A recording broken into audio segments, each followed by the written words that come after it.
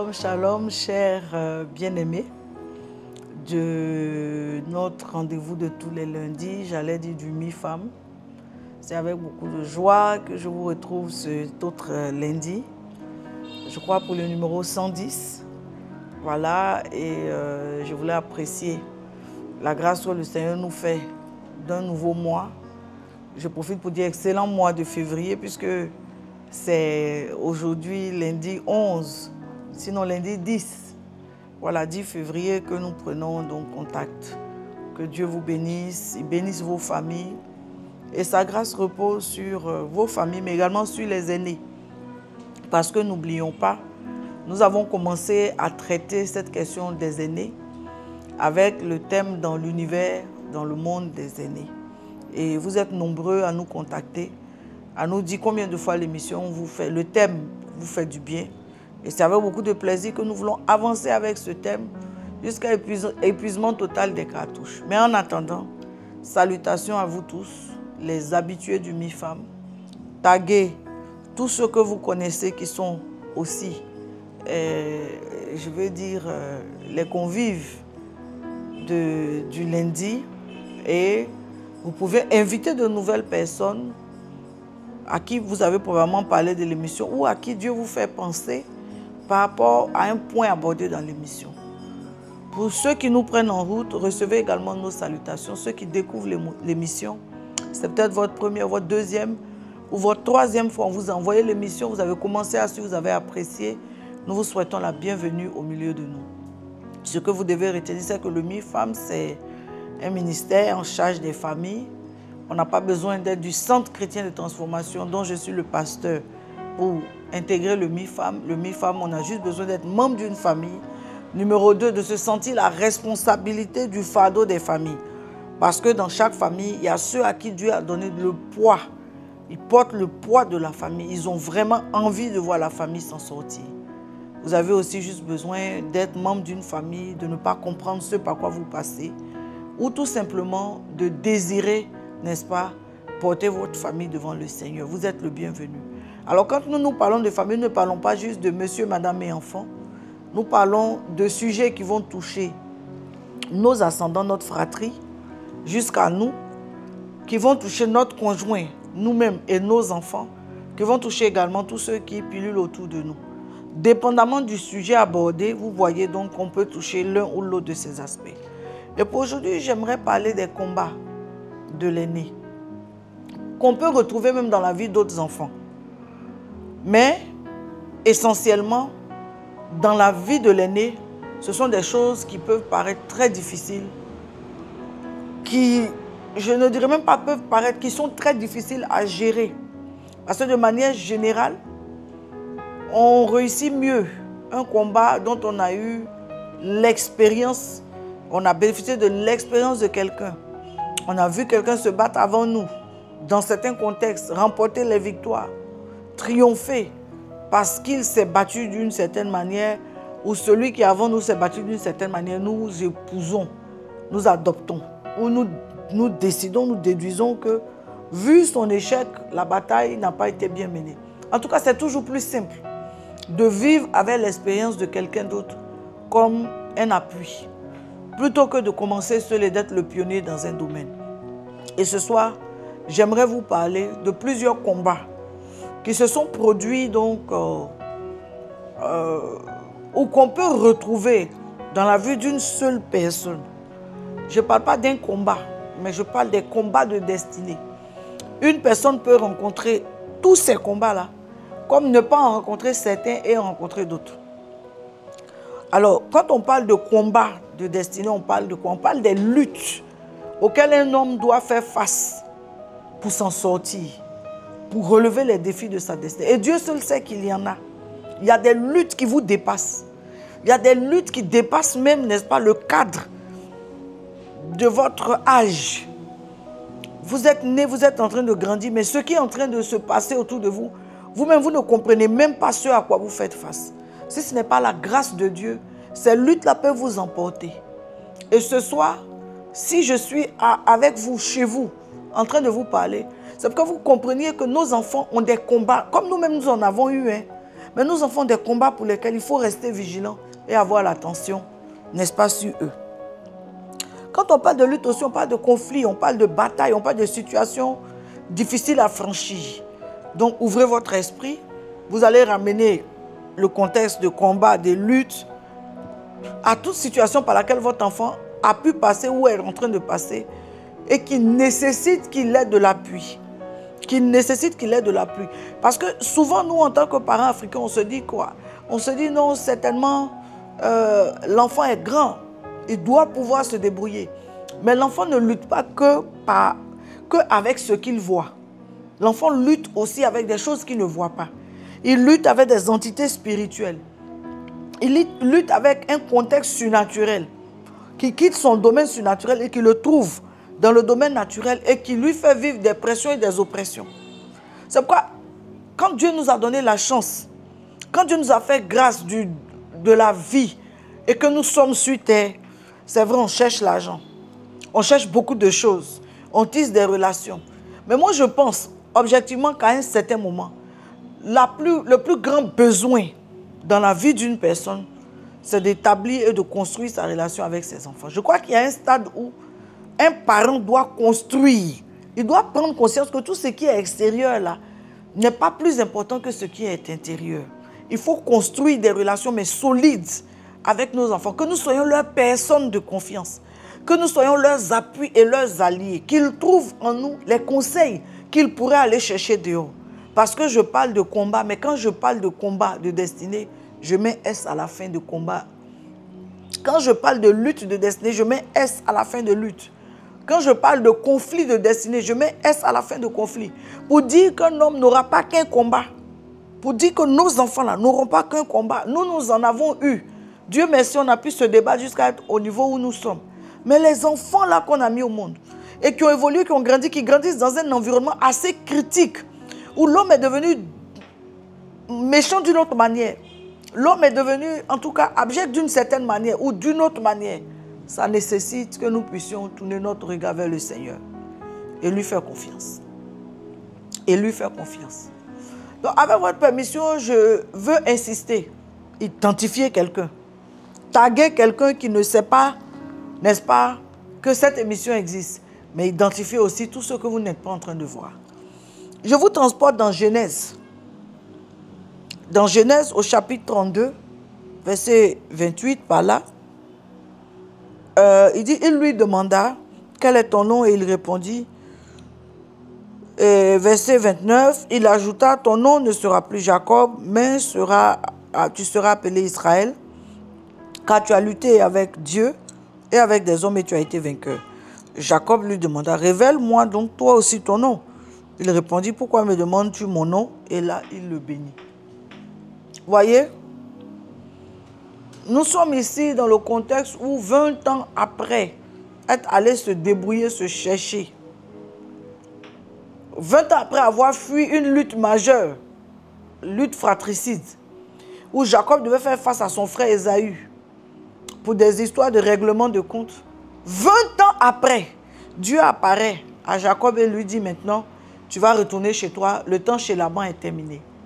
Le temps chez Laban est terminé, tu vas retourner chez toi.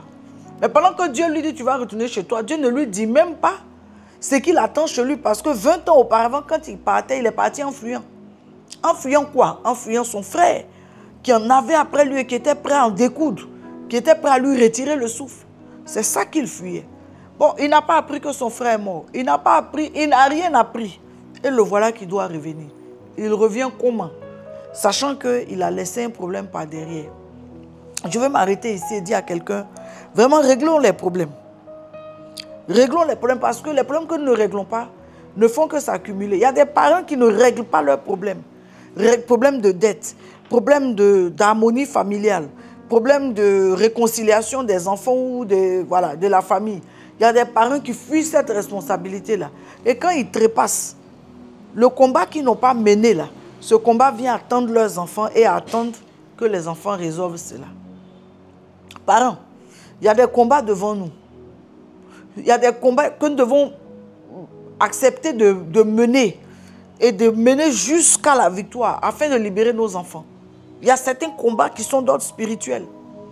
Ce qu'il faut faire pour qu'on sorte de cela, allez chercher à le faire. Il y a des combats qui sont d'ordre, n'est-ce pas, financiers, matériels. Il y a d'autres combats qui sont d'ordre relationnel. Mais toujours est-il qu'une génération doit gérer ces combats. Pour ne pas que 3 générations après soient en train de lutter. Parce que quand vous n'avez pas géré votre génération, pas satisfait votre génération, vos enfants héritent de vos insatisfactions. Ils héritent de vos limites. Et ce qu'on va constater, c'est qu'avec le temps, les enfants vont commencer à se battre et à avoir certains conflits qui, en temps normal, auraient dû être réglés en amont. Mais le fait qu'il n'y a rien eu, les voilà en train d'expérimenter et de souffrir, de vivre une souffrance. Si vous êtes en train de me suivre, s'il vous plaît, partagez massivement ce direct. Faites en sorte que quelqu'un le reçoive. Et faites en sorte surtout que vous et votre conjoint, vous puissiez l'écouter. Donc, le contexte est planté. Quand Dieu lui dit, logiquement, quand vous allez quelque part et puis Dieu vous dit que vous allez rentrer, vous devez être heureux. Surtout que lui n'est pas en train de rentrer les mains vides. Il s'est acquis du chef tel, il a une vie établie. Donc, normalement, maintenant il est marié même. Normalement, il ne devait pas y avoir de problème pour rentrer. Pourquoi Jacob éprouve des pressions à rentrer? Pourquoi? Il éprouve des pressions à rentrer à cause des problèmes qui n'ont pas été résolus. Quand il est allé se faire bénir par son père, alors que c'était la bénédiction qui revenait à Ésaü, son frère, Ésaü a voulu le tuer. Qu'est-ce que les parents ont fait? Les parents ont simplement dit, fuis. Sa maman, après ton bagage, il y a mon cousin ou mon frère qui est là-bas. Va, tu dis que c'est de ma part que tu viens. Et on a prêté ses bagages, on l'a mis rapidement, je vais dire dans le premier train, on l'a mis sur la route et il est parti. Voici ce que j'appelle les problèmes qui ne sont pas résolus. Plutôt que de régler, de réconcilier les 2 frères, de dire non, c'est vrai qu'il allait s'arrêter comme s'il l'était toi, mais ce n'est pas grave que ton père dise sur ta vie aussi les paroles qu'il a dit. Plutôt que ça, il y a plusieurs parents. Vous êtes en train de voir vos enfants se diviser. Vous ne levez pas la main. Vous êtes en train de voir la jalousie en 2 de vos filles. Vous ne levez pas la main. Vous êtes en train de voir des irrégularités, des incohérences. Vous ne levez pas la main. Mais sachez que ce que vous n'êtes pas en train de régler là, ne vous dites pas que non, mais non, ça va passer avec le temps. Ça ne passera pas. Ça va s'empirer jusqu'à aller les atteindre à un âge donné. Parce que je te parle de choses réelles. Les parents fuient parfois leurs responsabilités. Fuient de réconcilier. Mais ça te coûte quoi en tant que parent, père ou mère, d'appeler tes 2 enfants, les faire asseoir et leur dire réconciliez-vous au prix de ma voix. Mais vous êtes plusieurs parents à fuir ces responsabilités. Et sur votre lit de mort, vos paroles que vous allez trouver à dire, c'est entendez-vous, mais on s'entend sur quoi? On s'entend sur quelle base? Quand toute notre vie a été décousue par des incompréhensions. Parents, le préalable qu'un parent peut faire. La Bible dit nul ne sait ni le jour ni l'heure. Il y a des gens qui meurent à 100 et quelques ans. Il y en a qui meurent dans le 99e, le cycle de 90 à 100. D'autres qui sont dans le cycle de 80 à 90. D'autres de 70 à 80. Il y en a qui meurent à 20 et quelques ans, à 40 et quelques ans. Voilà pourquoi ce que vous devez savoir. Chaque jour, vous devez faire, n'est-ce pas, le travail ou bien exercer le ministère de réconciliation. Chaque jour, vous devez déconstruire une idée, n'est-ce pas, de division entre vos enfants. Parce que ce sont des combats qui sont en train de se tasser. Les petites choses que l'un a fait, que l'autre n'a pas pardonné. Et parfois, il y a des frères qui blessent. Il y a des frères qui blessent. Voler les choses de ta soeur. Hein? Voler les chaînes de ta soeur. Voler son argent de commerce. Voler ces choses. Vous êtes jeunes. Les parents sont en difficulté. La jeune fille se débrouille, fait ses petites choses d'entrepreneuriat. Son petit capital. Vous volez ça dans la maison là. Ce sont des choses, vous ne savez pas. Pour vous, non, j'ai pris l'argent de ma soeur, c'est comme si, c'est comme ça. Mais ce sont des choses parfois qui vont envoyer des blessures. Et les parents minimisent parfois comment eux est heurté. Tout ce qu'ils vont trouver à dire, il faut laisser, c'est ton frère. Il faut laisser, c'est ton frère, ce n'est pas une réparation. Je suis désolé. C'est un échappatoire. Celui qui a volé là, on doit l'indexer pour qu'il vienne soit rendre ce qu'il a volé, soit demander pardon au point que ce soit accepté. Ce n'est pas parce que quelqu'un est notre frère que si on l'a offensé, on ne doit pas lui demander pardon. Ce n'est pas parce que quelqu'un est notre soeur que si on l'a offensé, on ne doit pas lui demander pardon. Ce n'est pas parce que quelqu'un est notre père ou notre mère que si on l'a offensé, on ne doit pas lui demander pardon. Ou ce n'est pas parce que quelqu'un est notre enfant que si on l'a offensé, on ne va pas lui demander pardon. Donc vous êtes en train de me suivre. Le problème de cette famille-là part d'où? Pourquoi quelqu'un est obligé de fuir? Quelqu'un est obligé de fuir parce que quelqu'un refuse de réconcilier. Sinon, si les 2 enfants ne s'entendent pas, on les fait asseoir, on leur parle. C'est nous qui vous avons mis au monde. Forcément, quelque part, notre voix va porter. Mais la voix va porter. Mais dans quel sens? Dans le sens de faire tes bagages et fuir. Donc, dans ce contexte, Jacob a fui. Il est allé, il a trouvé une femme qu'il a aimée. Il n'a pas eu. Il a pris celle qu'il n'aimait pas. Il a dû doubler le temps de vie pour pouvoir avoir celle que finalement il aime. À force, il a eu des enfants à gauche, à droite, avec la première qu'il a épousée, les servantes de celle-ci.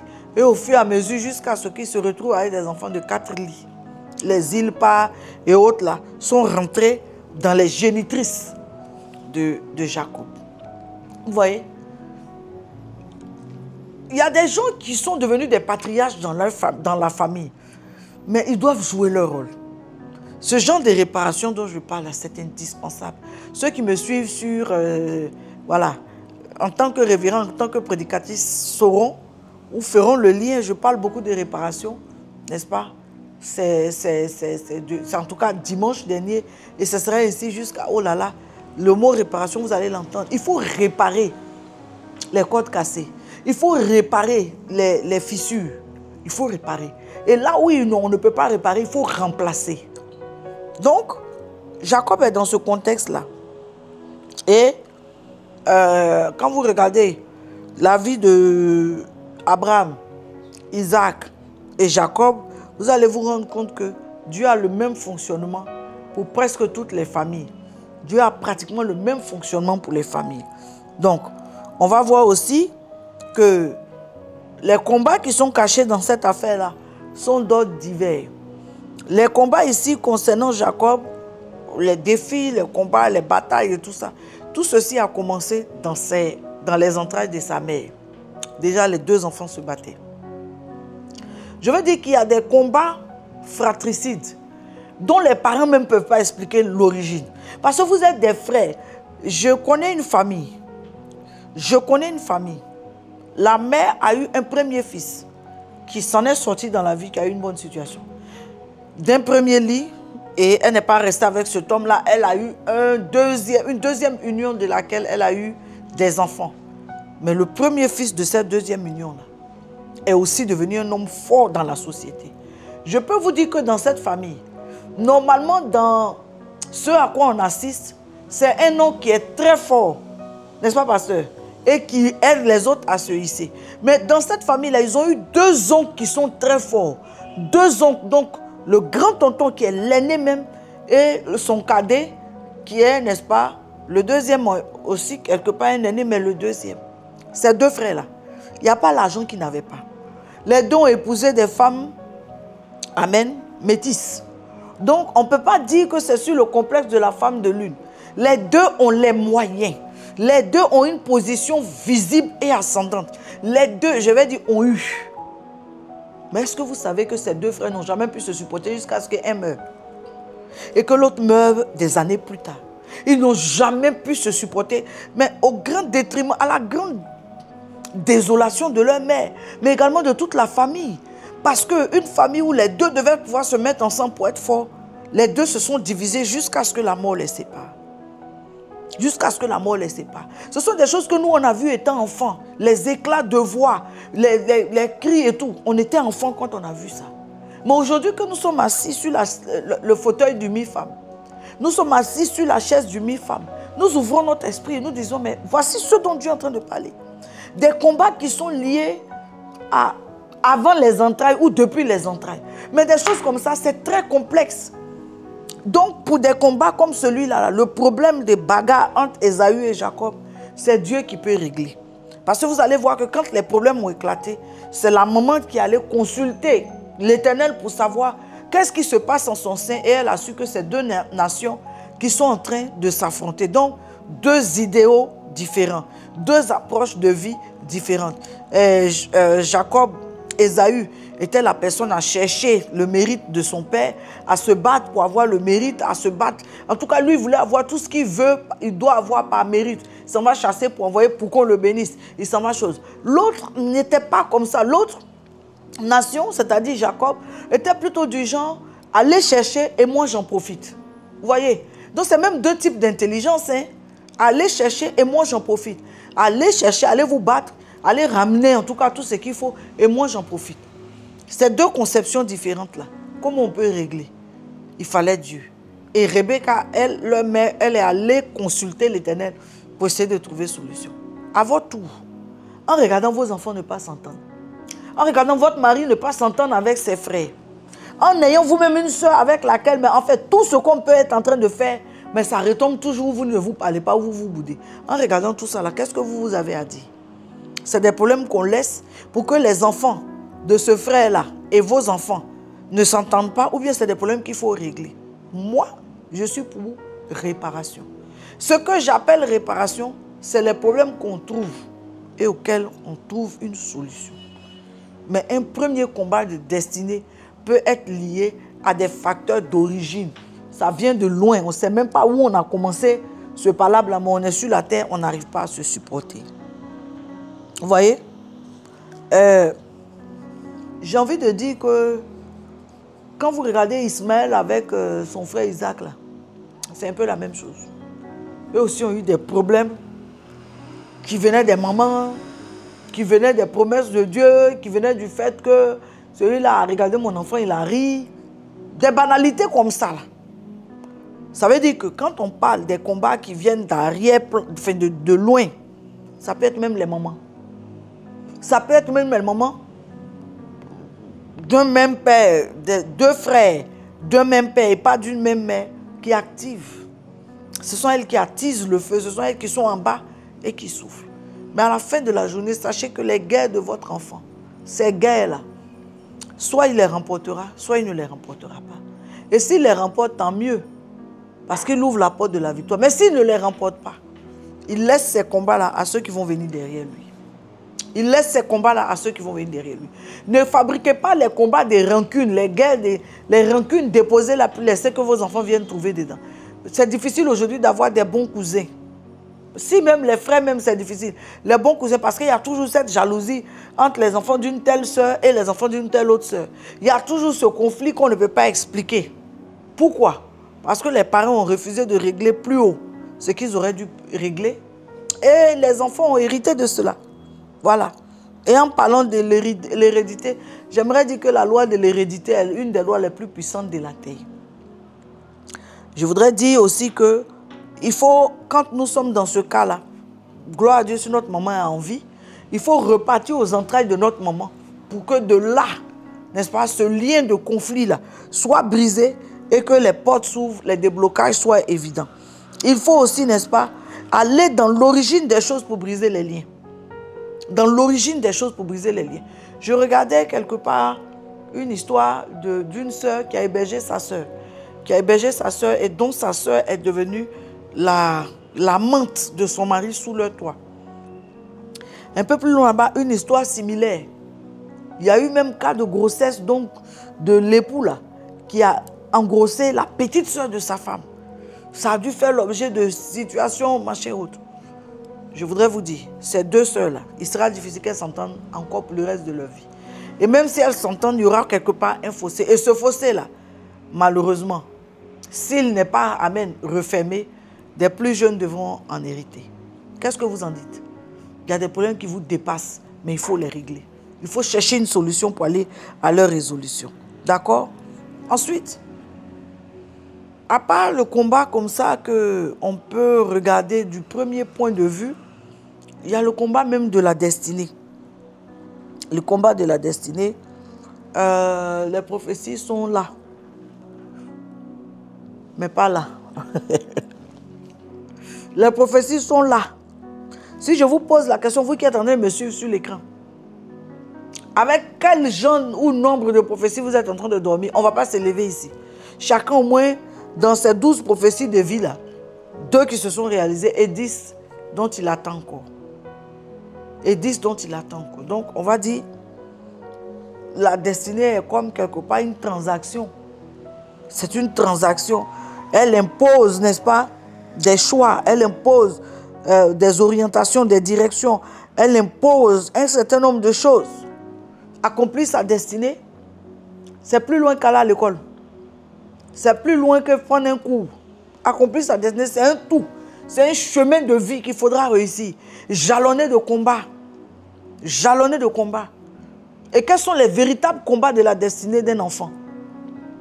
savoir à quoi il est appelé. Donc le problème, ou bien la guerre identitaire. À certains moments, il a envie d'être pleinement chrétien, pasteur. À d'autres moments aussi, l'environnement, ça bat son plein. Il a des amis. Il a des amis. Ils savent qu'il est chrétien, qu'il est enfant de serviteur de Dieu ou bien de diaconesse. Mais en même temps, leur mission, c'est de l'influencer et de lui faire perdre son identité. Une des choses qu'on doit enseigner à nos enfants, c'est l'identité. Tu n'es pas tout le monde. Tu n'es pas la même chose que les autres. Tu n'es pas... C'est-à-dire que nous devons doser l'esprit de nos enfants avec la réalité identitaire. Parce que nous sommes le sel de la terre. Nous sommes la lumière du monde. Et nous ne pouvons pas perdre notre saveur. Or, plus nous sommes où nos enfants sont exposés à l'extérieur, plus ils vont commencer à être asphyxiés par l'atmosphère de l'extérieur, au point de rétrograder. Des enfants ont bien commencé. Quel a été le problème? Le problème a été la lutte identitaire. J'ai envie d'être chrétien à l'école, mais ça se moque de moi. On m'appelle pasteur à l'école. Moi-même, mon petit, si toi on t'appelle pasteur, ça fait quoi? Tu n'as pas vu les gens qui sont pleins, on les appelle président. Tu as vu, ils sont présidents de quel pays? Il faut ouvrir son esprit. La lutte de destinée, là, c'est-à-dire, né pour être le premier, mais dans la maison, le plus poltron. Parce que ce que je dis là même, tu captes. Celui des deux, c'est-à-dire, ils se battaient dans le ventre. Quand ils sont sortis, celui des deux qui doit prendre la place, là, c'est lui-là qui est le poltron. C'est lui le paresseux. Il ne veut pas aller au travail. À tel point qu'il a commencé à dégoûter son père. Il ne veut rien faire, mais tout ce qu'on s'en va chercher là, il veut en profiter. Ça vous fait penser à quelque chose, sinon à quelqu'un. Ça vous fait penser à quelqu'un. Il y a de ces personnes dans la famille là, les cotisations de famille, ils ne veulent pas. Les réunions de famille, ça dit que tout ce qui est effort consensuel, ils ne vont pas le faire. Ils ne vont pas le faire. Ils laissent tout sur certains. Mais à l'heure des profits, ils veulent profiter. Combien de frères n'ont pas acheté une maison pour leurs parents? Mais maintenant, même les gens ne veulent même plus mettre le nom de... Bon, ils achètent une maison pour ses parents. Mais ils ne mettent pas le nom des parents. Pourquoi? Parce qu'il sait que s'il met le nom des parents, ça rentre dans l'héritage familial. Et demain, à cause d'un bien que lui-même, on reconnaît que c'est le fait qui est à son origine, ça peut devenir des guerres. Donc, il ne va pas mettre au nom de ses parents. Alors que c'est ce qui était logique. Tu as acheté un bien pour ton parent, que tu mettes à son nom, que lui, en voyant, sache que vraiment c'est son bien. Mais pour beaucoup, ce n'est pas le cas. Pour beaucoup, ce n'est pas le cas. Ils ne vont pas mettre. Ils ne vont pas mettre. Pourquoi? À cause de ce que certains, quand on disait non, envoie ta participation, on va acheter fenêtre. On a construit, car toi, viens acheter fenêtre, il n'était pas prêt. Toi, viens mettre la porte, il n'était pas prêt. À tourner en rond. Voilà quelqu'un, n'est-ce pas, qui s'est battu, qui a tout fait. Aujourd'hui, vous voulez venir partager la gloire de ce qu'il a fait avec. Les problèmes identitaires. Les problèmes identitaires. Se rappeler de qui on est, c'est important. Rappeler à son enfant qui il est, c'est important. Lui dire que malgré tout ce qu'il est en train de voir, 4e, 5e, 6e, seconde, terminale, tout ce qu'il est en train de faire là, l'issue de sa destinée entre les mains du Seigneur. Lui dit qu'il pourra même aller jusqu'au doctorat. Quand Dieu va lui dire, laisse ça et puis viens me servir. Il faut configurer l'enfant dans la notion de son identité. De son identité. Et Dieu seul sait. Il y a plein d'enseignements sur l'identité chrétienne. Il y a plein d'enseignements. Dieu seul le sait. Donc, je voudrais vous dire, la destinée de votre enfant n'est pas liée à maths, physique, chimie.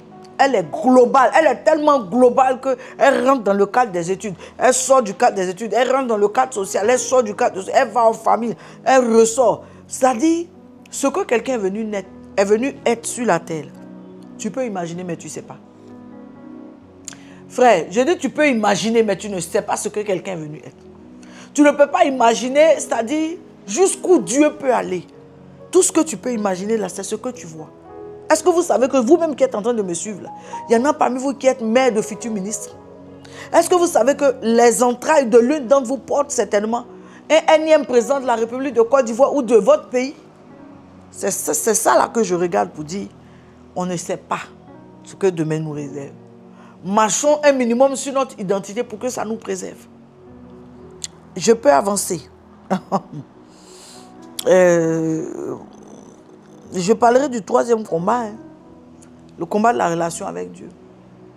Nos enfants, là, la plupart sont nés à l'église. Ce n'est pas qu'ils n'ont pas envie de suivre le Seigneur. Non, ce n'est pas ça. Mais ça dit que les sollicitations autour font qu'ils n'ont pas tous vraiment une relation avec le Seigneur. Et je vais m'appesantir, pas tous, tout ça c'est trop compliqué. Je vais m'appesantir ou bien me concentrer sur la ligne principale de ceux qui sont entre deux mondes. Les enfants qui ne sont pas dans des écoles confessionnelles. Ils sont dans des écoles normales. On va dire l'école laïque. Et puis les pressions. Le bien fondé des écoles confessionnelles, c'est la rigueur. Je ne dis pas qu'il n'y a pas de rigueur ailleurs. Mais en tout cas, je parle des écoles confessionnelles. Venez voir votre enfant. L'école de kaki qu'on a cousu, on a plié là. Quand il arrive à l'école, il soulève. Il soulève. Pourquoi?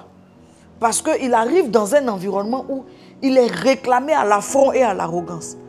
Pour autant, le matin, quand il quittait sa maison, ils ont prié à lui. Ils ont prié à lui avant qu'il n'aille à l'école.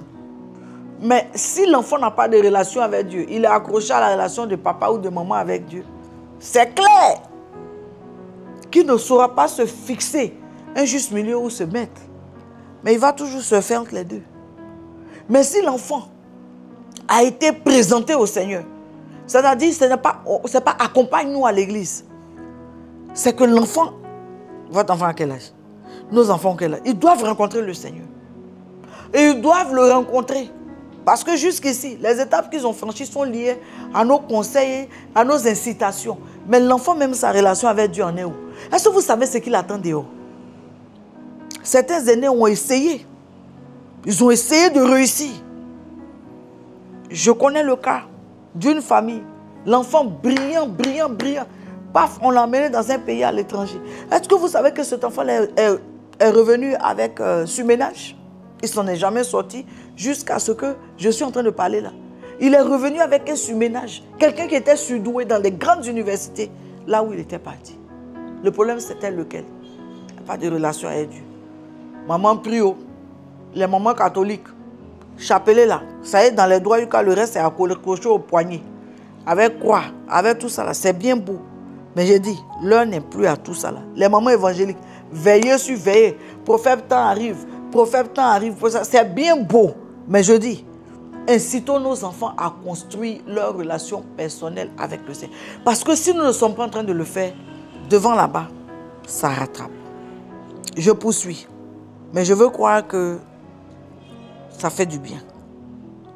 Quand l'enfant a traversé certaines étapes, et puis bon, il est devenu quand même un peu grand, machin autre, bon, il va vous dire qu'il veut se marier. C'est pas ça qui est mauvais. Son âge, là, il peut se marier. Petit débrouillé, là, il peut se marier. C'est pas ça qui est le problème. Mais il se marie à qui? Voici quelqu'un, Jacob. Il a marché depuis combien de temps? Il est en train de marcher jusqu'à il est arrivé là où sa maman lui a dit d'aller pour aller trouver le repos. Quand il a ouvert ses yeux, là, il a vu qui? Il a vu Rachel. C'est Rachel, il veut. Mais il n'a pas eu Rachel. Il a eu Léa. Est-ce que vous êtes en train de me suivre? C'est-à-dire qu'une femme peut être destinée à quelqu'un. Et les concours, les batailles et les luttes de la vie vont ramener cet homme vers une autre femme.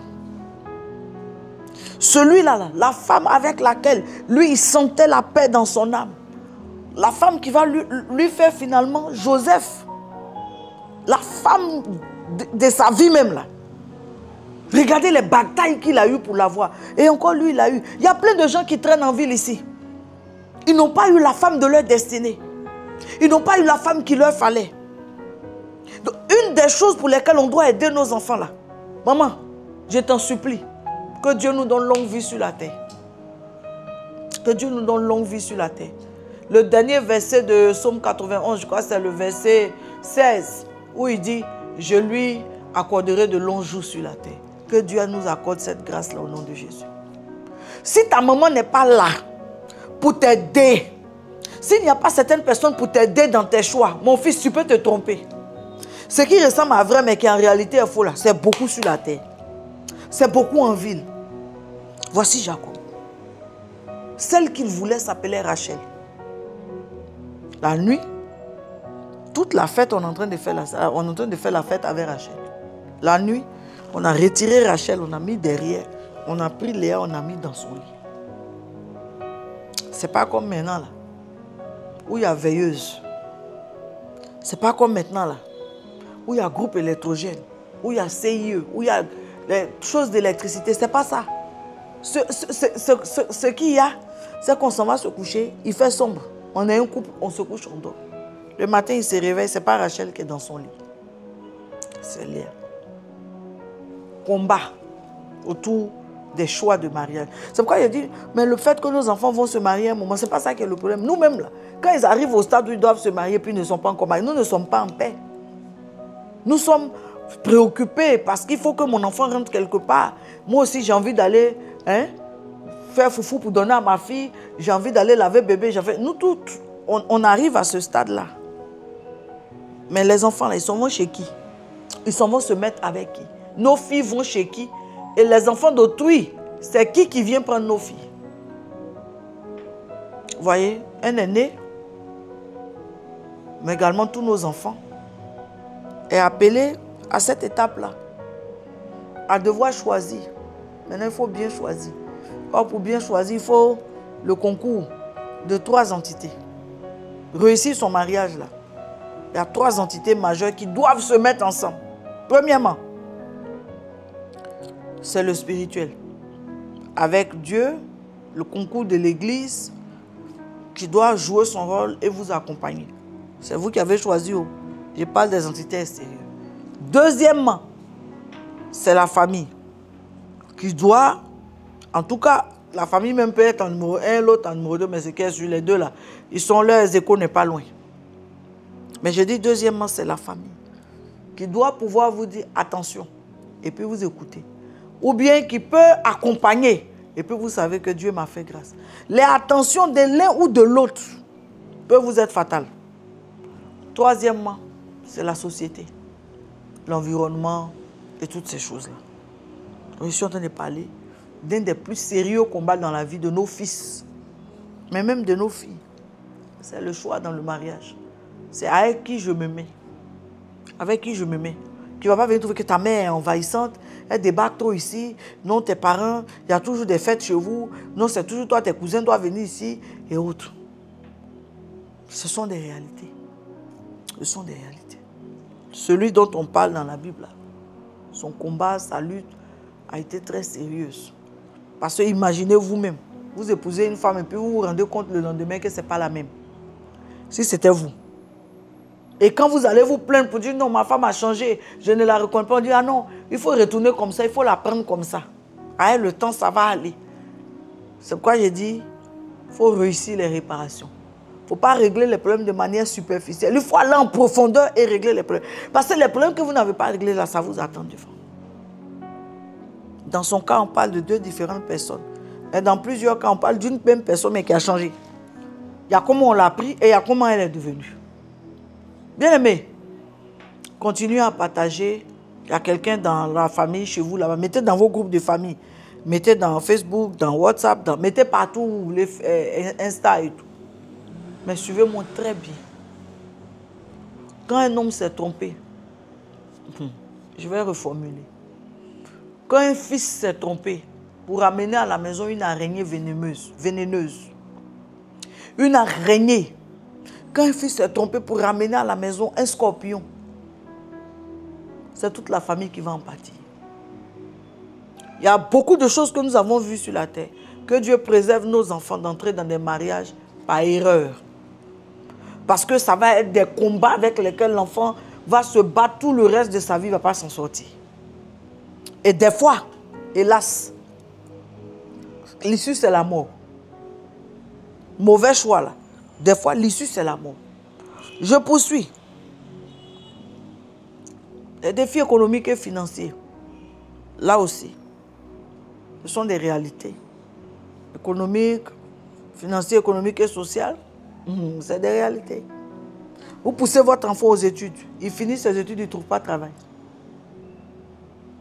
Il finit ses études. Ce n'est pas vous dire non, il allait se promener, il allait s'amuser, il allait... Non, on n'est pas dans les INA là. Il est là. Il a validé son diplôme. Il se promène avec le diplôme en main. Chaque fois que vous êtes en train de prier avec lui, ce qui vous rappelle, c'est « Et mon cas ». Et mon cas. Le Seigneur ne t'a-t-il rien dit? Maman, nous avons du boulot. C'est pourquoi il y a certaines choses avec lesquelles il faut couper. Nous avons du boulot. Il peut avoir commencé à travailler. Son combat va être qu'il dilapide. Plusieurs jeunes gens auraient pu même avant 30 ans avoir déjà leur maison. Avant 30 ans être déjà sécurisés. Mais pasteur, dilapider. Vouloir se faire voir. Vouloir se faire remarquer. Vouloir avoir un appartement. L'appartement est petit comme ça, mais les appareils qui sont dedans là, ça peut animer un immeuble. Ça peut animer un immeuble.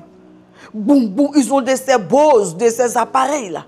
Mais petit, attends quand tu auras une villa avec jardin, avec la cour, tu pourras voir tout ça là. Il y a des choses qu'on met, c'est-à-dire, on met la charrue avant les bœufs. Donc le combat de, je vais dire sociétal de l'enfant, où il a fini ses études. Maintenant, il n'a pas encore trouvé du travail. Ou il a fini, il a trouvé du travail.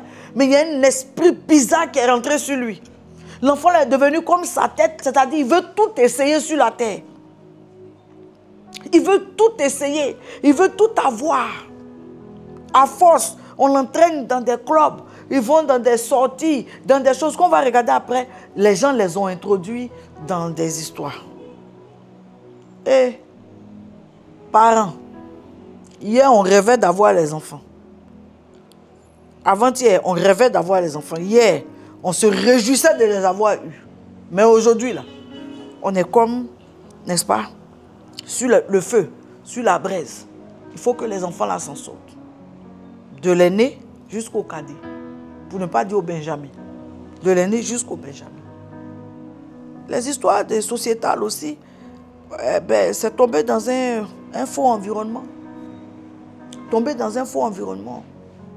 Ils descendent, ils vont prendre un pot, ils descendent, ils vont boire, ils descendent, ils vont tomber. Des petites habitudes que l'enfant se donne et puis il ne s'en sort plus. Il ne s'en sort plus. Alléluia. Il ne s'en sort plus. Et ce sont des choses auxquelles on assiste. Où l'enfant va commencer à, n'est-ce pas, rentrer dans des histoires, mettre son argent dans des faux placements, mettre son argent dans des choses. Il ne se confie pas. Tu vas prendre tes économies, 15, 20 millions, aller mettre, on dit non, on fait placement. Tu vas mettre tous tes 20 millions dedans. On s'en va avec tes 20 millions là et puis nous voilà qui sommes ici. Que Dieu vienne au secours d'une famille. Que Dieu vienne à notre secours. Je n'ai même plus envie d'aller plus loin, j'ai juste envie de dire, Seigneur, même si tu ne fais rien, épargne-moi le pire. Épargne-moi le pire. Mets-moi à l'abri du pire. Ne me laisse pas dans ce cas-là et dans cette situation. Oui, c'est vrai. Tu as une vie de prière, ce n'est pas la vie de prière qui va te rendre riche. Mais elle va te donner quand même une discipline. La vie de prière va te donner, la relation avec Dieu va te donner une discipline. Est-ce que tu me comprends? Et Dieu va se mêler de ton déploiement sociétal. J'ai envie de poursuivre. J'ai envie de poursuivre. Pour parler de mon identité d'accomplissement. Quand vous regardez le texte là, il avait un nom, pasteur. Et il est arrivé à un stade de la vie où il a eu... Ça veut dire que ce n'est pas tant que son nom là n'était pas bon, puisque avec le même nom là, il a eu un cheptel. Il s'est enrichi, il a eu une femme, il a eu une famille. Mais il y a un stade de la vie où Dieu voulait que son identité soit réappréciée. Dieu même a dépêché pour qu'il ait un nouveau nom.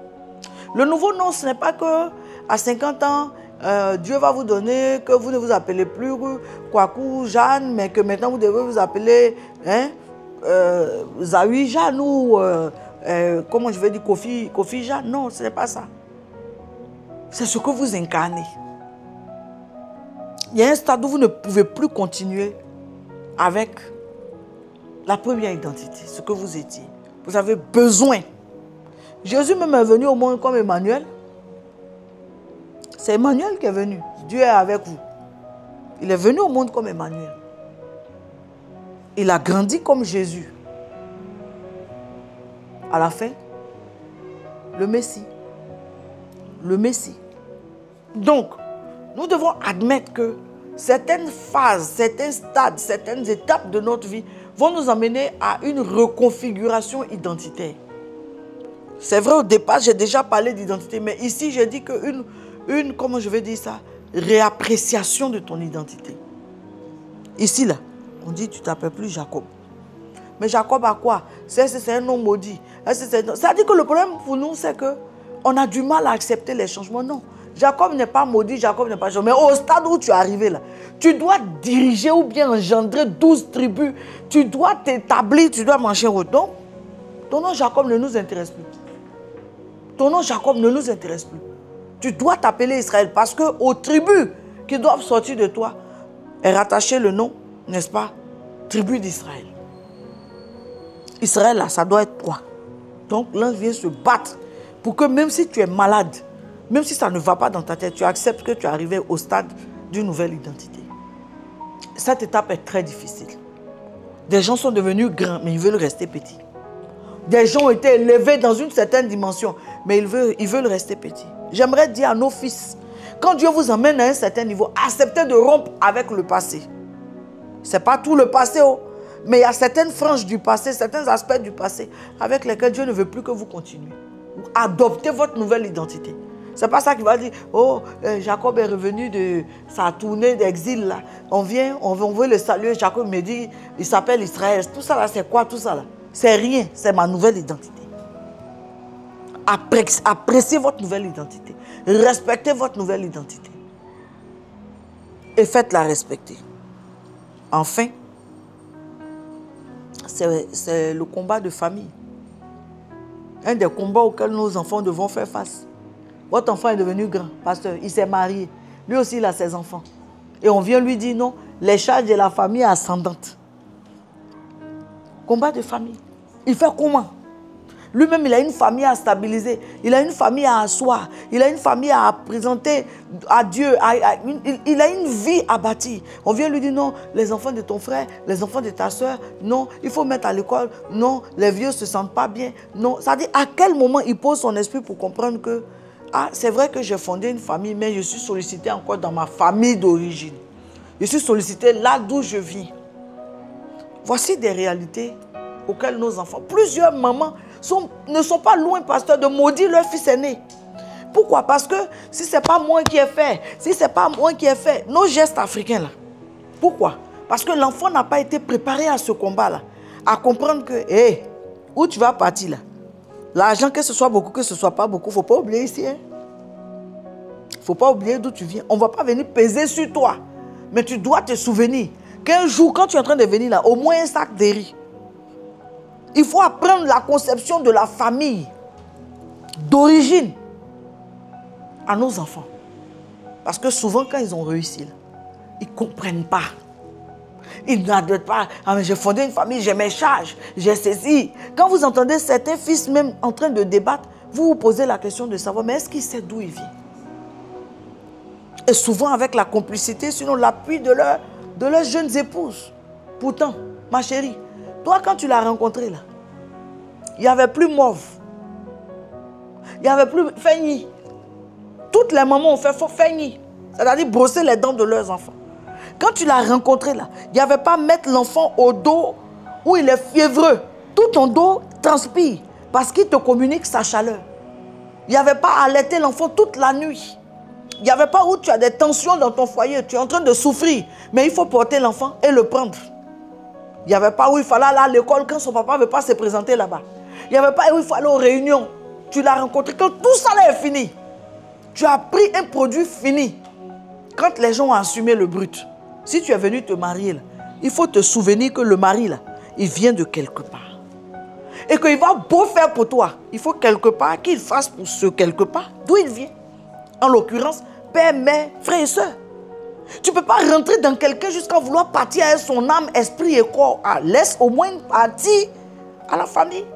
Partage une partie au moins avec la famille. Partage. Parce que c'est qu'on voit que certaines mamans sont écœurées jusqu'à maudissent c'est parfois ces dérapages-là, où il y a tellement ça dit que ça va tellement loin qu'on est obligé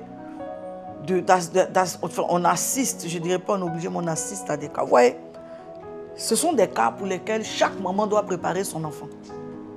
Le fait à soi. Lui dit ceux-là. Lui là, c'est qui? Il va dire c'est Guy Alain. Et lui là, c'est Jean-Patrick. Et lui là, il dit ils sont qui pour toi? Il dit ils sont mes frères. Attrape-les. Attrape-les. Dis-leur. Si demain je deviens grand, je ne vous donnerai pas d'eau. Il y a des choses qu'une maman est obligée de faire à ses enfants. Même dit aux plus jeunes aussi. Si la grandeur vient sur un d'entre vous, vous n'oublierez pas aussi. Mettre les enfants ensemble. Que chacun se débrouille pour ne pas manger dans la main de son frère. Mais si un d'entre vous devient plus fort, il doit aider les autres. Si que chacun d'entre vous se débrouille pour ne pas, n'est-ce pas, déranger son frère. Mais celui qui est le plus fort doit aider les autres. C'est comme ça. Et chaque maman doit apprendre à son frère, à son enfant. Si vous avez encore son carnet, je ne sais pas dans les autres pays comment ça se passe, mais chez nous en Côte d'Ivoire ici, il y a un carnet depuis la grossesse. Si vous avez encore son carnet là, faites-le asseoir et puis dites-lui de lire, de la page 1 jusqu'à la dernière page. Quand on faisait DT-Coq polio, quand on faisait tétanos là, rappelez-lui, BCG et autres, que c'est vous qui êtes allé faire vaccin de 9 mois, vaccin de tant. Rappelez-lui que tout ça là, c'est vous qui êtes allé faire avec lui. Et que quand il sera devenu grand, vos médicaments éventuellement, il faudra les payer. Quand j'ai perdu ma mère et que il fallait faire les obsèques et tout, il y a une pensée qui m'est venue que j'aimerais partager avec vous. La pensée qui m'est venue, c'est que j'étais arrivé au point où j'étais en train de payer ma dette. C'est-à-dire, mon géniteur s'en va, je ne lui dois rien. Dieu m'a permis de lui donner à manger. Dieu m'a permis de la soigner. Dieu m'a permis de lui donner de l'amour. Dieu m'a permis d'être là pour elle. Si aujourd'hui, elle s'en va dans ces conditions-là et que Dieu permet que je sois là, parce qu'il y a aussi ça, où quelqu'un est loin, mais Dieu permet que je sois là pour faire ce qu'un enfant fait, pasteur. Veiller à sa mise en bien, veiller à tout. Je peux être épuisé. Et dans mon cas, je pouvais l'être, et je l'étais. Mais c'est ma dette que je suis en train de payer. Aller au village pour revenir là, ça ne doit pas me fatiguer. Je vais me ménager, c'est vrai. Mais c'est ma dette que je suis en train de payer. Parce que je n'aurai plus ça là. Je n'aurai plus encore à faire ça dans ma vie. Quand je suis en train de faire ça là, c'est ma dernière fois de faire. Je n'aurai plus l'argent de poche à donner. L'argent de médicaments de tension à donner. Je n'aurai plus... Donc, si je peux concentrer tout ça pour donner un coup, je suis en train de payer ma dette. J'aimerais dire à un enfant, quand tu seras devenu grand, mets dans ta tête que tu as une dette envers tes parents. La manière dont ils t'ont porté jusqu'à te mettre sur la tête, te donner la vie, et puis tu es devenu ce que tu es devenu. Ta dette sera de les accompagner à un moment jusqu'à ce qu'eux aussi, ils retournent dans leur repos. Parce que depuis que tu es arrivé, leur vie a été plus active. Leur vie a été plus mouvementée que d'ordinaire. Notre rôle n'est pas seulement de dire à nos enfants de travailler bien à l'école. Il y a un autre volet de conversation. Il y a un autre volet de discussion qui rend même la relation avec l'enfant plus pertinente. Et ce volet-là, pour les parents qui doivent commencer plus tôt, il faut le faire. Lui dire que celle-là, c'est ta soeur, celui-là, c'est ton frère. Quel que soit ce qui adviendra, tu ne devras pas le lâcher dans un trou. Qui va le faire? Certains frères se sont abandonnés parce qu'il y a un qui est désobligeant. Tous les frères n'ont pas la même vitesse dans une famille. Il y en a qui captent vite, qui s'en sortent, qui voilà. Et puis il y a un autre qui traîne les pas à qui il faut toujours aller le tirer pour venir. Il faut jamais, c'est ton frère. Tu ne vas pas le tirer, qui va aller le tirer? Tu ne vas pas aller le tirer, tu ne vas pas le tirer, qui va aller le tirer? Et quand tu vas te mettre en os avec quelqu'un, il faut lui dire, moi j'ai des frères. Parce qu'il y a un foyer là-bas que j'ai connu. Le monsieur dit, je ne veux plus être avec la femme. La femme là-bas, c'est la fille qui était... leur aînée, c'était une fille. Et la jeune dame a cet esprit de rassemblement là où les dimanches, ses frères doivent venir manger chez elle. Mais le monsieur n'a pas accepté. Il dit, mais tu ramènes trop de gens chez nous. C'était un Européen. Ça là, ça les a séparés. cause de vos fêtes africaines, vos mangez. On a nos cultures. On a notre culture. C'est ça là qui va faire qu'on reste ensemble. Petite réunion, petit on s'en va manger chez tel, on s'en va manger chez tel, comme ça. C'est ça qui va faire qu'on va, n'est-ce pas, on va durer ensemble. On va pas, les enfants vont se connaître et tout. Frère, je suis en train de terminer. Les combats de l'aîné ne se limitent pas à la sorcellerie familiale. Il y a d'autres types de combats, comme ceux que j'ai énumérés. Ça, ce n'est pas une question de sorcellerie familiale. C'est lui-même qui n'a pas su bien choisir. C'est lui qui a voulu Rachel et qui s'est retrouvé avec Léa. Ce sont des réalités. Aidons nos enfants. D'abord, que Dieu nous aide, maman et papa. Que Dieu nous aide à aider nos enfants et puis aidons nos enfants. Quand vous finissez de citer les cas que j'ai cités là, il y a place de camaraderie dans ça. Est-ce qu'il y a place de camaraderie? Souvent les gens se plaignent. Oui, vous suivez les hommes de Dieu, vous suivez. Mais regardez le contenu. Regardez le contenu. Le contenu est édifiant. Ça là, c'est quelque chose qu'on peut suivre. C'est un contenu qu'on peut suivre. Parce que c'est un contenu qui a un impact sur des générations. Donc, revoyons nos copies. Il y a des choses qui ne sont plus utiles pour nous autres.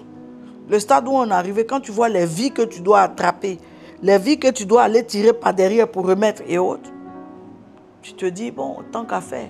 Et Jacob, c'est un enfant qui a mal commencé. Hein. Gloire à Dieu, à la fin, Dieu l'a repositionné. Ça a pris des années. Je fais un clin d'œil encore à tous les parents qui ont un enfant difficile quelque part. Que Dieu donne la force à ces parents-là de ne pas le rejeter, de ne pas le maudire, mais de continuer à fléchir genoux jusqu'à ce que Dieu le ramène. Jacob, on l'a plus accepté à la maison, il a fallu, va vivre ailleurs. Ton histoire est trop, ton papa risque de te maudire, va faire. Bon, finalement, quand il est revenu de cette expérience, il est revenu une nouvelle personne. Que Dieu rende tous nos enfants, cas difficiles, en une nouvelle personne. Et surtout en une nouvelle personne selon sa gloire. Que Dieu bénisse nos aînés et que la grâce de Dieu repose. Je ne dis pas soit, mais je dis repose sur leur vie. Je prie également pour tous nos enfants, que la main de Dieu ne s'éloigne pas d'eux. Que Dieu les prenne et qu'il les tienne. Que nos enfants restent soudés ensemble. Que nos familles, nos descendants se connaissent. Parce qu'aujourd'hui, on a des familles où certains cousins ne connaissent même pas leurs cousins, enfants des frères de leur père ou de leur mère, à cause des tensions et des divisions. Que Dieu fasse que toutes ces choses soient réparées et que toute la gloire lui revienne. Pour conclure, nous allons aller dans la prière. On ne peut pas aborder un thème comme celui-là sans pour autant, n'est-ce pas, aller dans la prière. Sans pour autant aller dans la prière, je prie que Dieu nous accorde, au nom puissant de Jésus-Christ de Nazareth, d'être vainqueurs dans tous nos combats, de remporter la victoire sur les œuvres manipulatrices de l'ennemi, que Dieu nous accorde réellement de rentrer dans nos témoignages, que Dieu nous accorde d'expérimenter des témoignages pour la gloire de son nom. Je prie que Dieu nous accorde de vivre des choses, n'est-ce pas, nouvelles, des choses exceptionnelles. La prière que nous allons faire ce soir, c'est une prière, amen, pour, je ne dirais pas les aînés, mais je dirais pour tous les enfants. Nous allons prier pour que Dieu réellement étende sa main sur la vie de nos enfants, au nom puissant de Jésus-Christ de Nazareth. Je vais donner une série de versets et ensuite rentrer dans les points de prière. Dans Matthieu 18, verset 5, il est dit « Et quiconque reçoit en mon nom un petit enfant comme celui-ci, me reçoit moi-même. » Donc, je veux déclarer dans le nom de Jésus que les enfants que nous avons eus sont plus que simplement des enfants, sont aussi, n'est-ce pas, le Seigneur Jésus qui est venu. Alors, si vous avez eu deux, c'est deux fois que Jésus est venu dans votre vie. Amen. Il est venu dans votre vie par le fait que vous l'avez accepté, mais au travers de chacun de vos enfants. C'est une grâce. Dans Ésaïe 54, verset 13, il est dit « Tous tes fils seront disciples de l'Éternel et grande sera la postérité de tes fils. » Il y a deux bénédictions dedans. Il y a le fait que, quelle que soit la manière dont un enfant s'est éloigné, est sorti du chemin, tous tes fils seront disciples de l'Éternel. Ça, c'est une déclaration que vous devez souvent confesser. Il dit « Grande sera ta postérité ». Il parle maintenant des petits-enfants et des arrière-petits-enfants. Il n'y aura pas de stérilité dans nos rangs. Nous maudissons la stérilité au nom de Jésus. De la même manière, nous avons enfanté, que nous ayons eu beaucoup ou pas, nos enfants également enfanteront. Dis-moi Amen au nom de Jésus là-bas.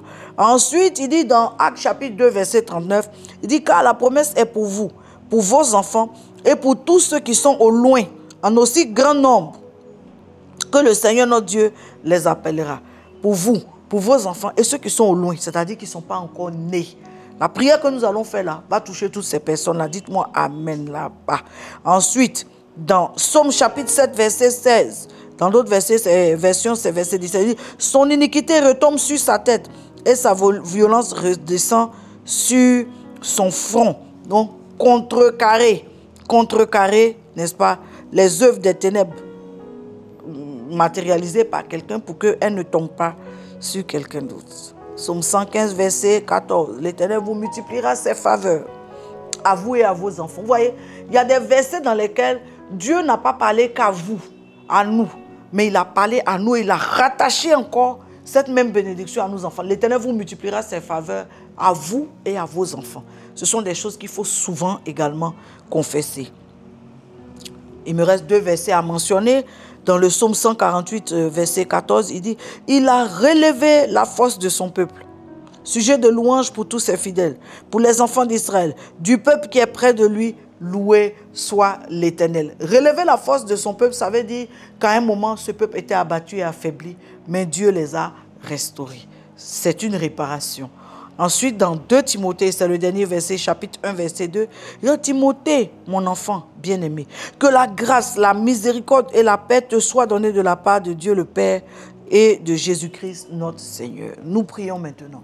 Répétez après moi. Père éternel, je te rends grâce pour le salut, la guérison, la délivrance et les bénédictions de ma postérité.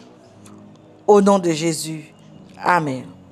Je me répands des péchés et des iniquités de mon passé, de mon présent et qui pourraient affecter négativement la vie de mes enfants au nom puissant de Jésus. Père, j'appelle mes enfants et tu peux citer leur nom. Et je commande au nom puissant de Jésus que tout ennemi caché agissant dans le secret, dans l'arrière-plan de leur vie soit exposé à la lumière et que ses œuvres soient détruites. Au nom puissant de Jésus, quelqu'un dit Amen. J'ordonne que tout péché générationnel dans ma vie et dans celle de mes ascendants soit consumé et déconnecté de leur héritage au nom puissant de Jésus. Je plaide le sang de Jésus sur le nombril de mes enfants, sur leurs frontanelles et sur tous leurs accès. Et je déclare que les bénédictions sont leur partage. J'annule toute malédiction en cours dans leur vie. Et je déclare que la bénédiction et l'huile de la grâce coulent sur la vie de mes enfants. Au nom puissant de Jésus. Quelqu'un dit Amen. Tout héritage de rébellion, tu es détruit. Héritage de peur, tu es détruit. Héritage d'orgueil, tu es détruit. Héritage de domination, tu es détruit. Toi, héritage étrange qui coule dans la lignée de mon sang, qui coule, n'est-ce pas, dans mon sang et qui affecte ma lignée, je te détruis maintenant à ta source au nom puissant de Jésus-Christ de Nazareth. Que les esprits dévoreurs de leur destinée soient pourchassés et détruits au nom de Jésus. Les destinées de mes enfants sont libérées. Leurs destinées sont libérées. Libérées de l'oppression, libérées des œuvres des ténèbres, libérés des manifestations sataniques et démoniaques. Père, je libère la destinée de mes enfants de toute main étrange. Je déclare qu'ils sont vainqueurs dans tous leurs combats. Et Seigneur Dieu de gloire, dans tous leurs combats, ils sont vainqueurs. Dans tous les combats énumérés, ils sont vainqueurs. Dans les luttes et les batailles, ils sont vainqueurs. Parce que tu ordonnes à tes anges de les porter. Tu leur envoies du secours et du renfort. Ils ne combattent point seuls, mais ils combattent sous ton regard et avec ton appui. Père, c'est au nom de Jésus que j'ai prié. Je déclare par l'autorité qui est dans le nom de Yeshua que ma descendance est préservée. Je brise tout pouvoir négatif venant des mauvaises compagnies et des mauvaises associations, des mauvais partenariats. Au nom de Jésus, mes enfants ne seront pas des suiveurs. Je les condamne à être des leaders au nom de Jésus. Ils ne seront pas influencés par l'esprit du monde, mais l'esprit de Dieu est sur eux. Je prie au nom de Jésus et je brise et anéantis tout cercle vicieux qui agit sur la tête de mes enfants par les mauvaises associations, les imprécations, incantations, influences générationnelles, par le tourbillon de l'Éternel. Je vous arrête au nom de Jésus. Je brise toute malédiction déclarée sur moi ou sur mes enfants par le sang de l'agneau immolé pour nos péchés. J'efface maintenant les paroles négatives, les paroles de condamnation, les paroles de limitation, les paroles de blocage, les invectives contre mes enfants. J'annule ces paroles-là au nom de Jésus. Je ferme, Seigneur, la bouche de quiconque loue pour déclarer des paroles méchantes contre leur vie. Je déclare aucune de ces paroles ne se réalisera. Aucune de ces paroles ne s'accomplira. Aucune de ces paroles ne prendra forme. Parce que Dieu, je bénis mes enfants. Je bénis l'aîné. Je bénis le cadet. Je bénis le troisième, le quatrième, le cinquième, le sixième, le septième, le huitième. Pour une maman qui a plus de 8 enfants, tous tes enfants sont bénis. Nos enfants sont bénis. Et si nous les avons bénis, qui est qui pour les maudire? J'annule toute malédiction qui venait contre eux par la forme de la parole, par les rituels, par les transferts ou par quelque manière que ce soit. Yahvé, s'il te plaît, je te confie mes enfants. Leur vie est dans ta main. Je ferme éternellement les portes. Je ferme éternellement les portes ayant été ouvertes, légalement ou illégalement, aux activités démoniaques et qui opèrent dans la vie de mes enfants. Ces portes-là sont fermées. Je les déclare fermées. Porte d'échec, je te ferme. Porte de mort subite, je te ferme. Mort par maladie étrange, je te ferme. Mort précoce, je te ferme. Mort par accident, je te ferme. Échec dans le mariage, échec dans les activités. Esprit de statu quo, je te balaie de la vie de mes enfants. Ils iront plus loin que moi. Ils feront de plus grandes choses que moi. Le Seigneur les met à part. Le Seigneur les met sur la montagne. La Bible déclare, on n'allume pas une lampe pour la mettre sous le boisseau. Ceux-là, ils ne seront pas cachés. Leur destinée ne sera pas cachée. Leur étoile ne sera pas cachée. Leur rayonnement ne sera pas caché. Mais l'Éternel les met en relief et il les protège, il les garde, il les préserve. Que toute sémence plantée dans la vie de mes enfants, dans les songes, dans les sommeils, soit déracinée. Les sémences maléfiques, les sémences étranges, par des dons étranges dans les songes, des mauvais transferts dans les songes. Parfois, Seigneur Dieu de gloire, on leur a confié quelque chose dans un... Je détruis tout cela au nom de Jésus. Ce que Dieu ne leur a pas donné n'est pas pour eux. Je déclare la restitution dans le règne spirituel. Tout point d'entrée via les cauchemars ou via les activités des ténèbres, à jamais fermé, scellé par le sang de Jésus. Le sang de l'agneau maintenant couvre mes enfants durant leur sommeil, et que leur sommeil soit doux, leur sommeil soit gardé. Je prie contre les esprits de succubus et incubus et toute forme de perversion, de pollution satanique. J'arrête vos mouvements dans le nom de Jésus. Je proclame que mes enfants seront comme Daniel. Ils ne se souilleront pas avec les mains des tables du monde. Ils ne se souilleront pas avec les mains, n'est-ce pas, des tables du monde, les mains d'alcool, les mains de drogue, les mains étranges, les mains, Seigneur Dieu de gloire, de consommation étrange. Et je prie, Père, que tu, ta main au Père, retire-les des tables, éternel Dieu de gloire du monde, et a fait-les asseoir à la table, Seigneur Dieu de gloire, des enfants de Dieu, là où il y a la Sainte Seine, là où il y a le Saint Repas. Maintenant, je prie pour que leur cœur soit mêlé dans l'humilité, trempé dans l'obéissance, un cœur de simplicité. J'enlève l'orgueil dans leur cœur, un cœur de force, de lumière, de conseil, de paix, d'amour et la crainte de l'Éternel. Maintenant, chacun d'eux reçoit. Maintenant, chacun d'eux reçoit. Maintenant, chacun d'eux reçoit. Je proclame que mes enfants ne mourront pas avant leur temps. Ils ne mendiront pas leur pain. Même entre eux, ils ne se mendiront pas. Chacun d'eux est condamné à réussir, condamné à s'en sortir. Ils auront ce qui leur suffit. Ils auront ce qu'il leur faut. Ils en auront pour aider, pour faire l'œuvre de Dieu, pour prendre soin de leurs parents, pour réaliser leurs propres rêves et pour en avoir encore. Qu'il en soit ainsi, Seigneur. Toi qui exauces les prières selon l'héritage de la destiné à la descendance, je te dis merci parce que tu exauces mes prières et je déverse ces prières sur ma descendance pour 1000 générations. Mes enfants ne seront pas emportés par les maladies, accidents, incidents, problèmes liés, n'est-ce pas, au fléau. Au nom de Jésus, maintenant, lequel d'entre eux est malade, maman, je déclare la guérison sur tous nos enfants, quel que soit le mal, les crises, les fléaux, les pandémies. Maintenant, je déclare la grâce de Dieu visite nos enfants, ils se relèvent. Je décrète et je déclare Éternel Dieu de gloire, une vie prospère. Mes enfants sont des enfants de lumière. Ils sont disciples de l'Éternel. Ils ne feront pas partie des statistiques d'échec et des statistiques de déchéance. Ils ne seront pas écrasés par les enfants du monde.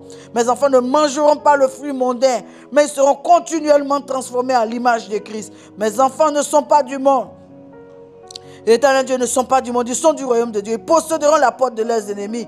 Et le Dieu de ce siècle est lié hors de leur destinée. Et il ne pourra pas les atteindre au nom de Jésus. Rébellion, désobéissance, incrédulité. Tu n'as pas d'effet sur leur vie au nom de Jésus. Éternel Dieu, éternel Dieu, éternel Dieu. Ton Saint-Esprit soit libéré sur ma descendance. Et ta parole ne se retire pas de leur bouche. Ils ne confesseront pas un autre Dieu que toi. Je consacre mes enfants et leur descendance à Jésus-Christ de Nazareth. Je les lie éternellement à l'autel divin de Jésus-Christ de Nazareth, dans les lieux célestes. Et je déclare par le sang de Jésus-Christ de Nazareth une alliance éternelle en Jésus. Que ces paroles soient programmées dans les cieux sur mes enfants, en petits enfants, arrière-petits enfants et sur mes descendants. Les passages et avenues spirituelles prospèrent sur leur tête. Ô éternel Dieu de gloire, ils sont bénis, pleinement bénis. Ils sont graciés, pleinement graciés. Oh, mes enfants et ma descendance sont sanctifiés. Ils sont mis à part pour être disciples de Jésus-Christ. Ils sont à jamais liés à l'Éternel.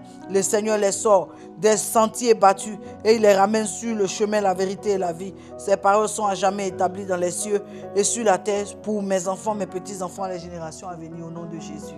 Amen. Que Dieu vous bénisse et on se dit à l'émission du lundi prochain.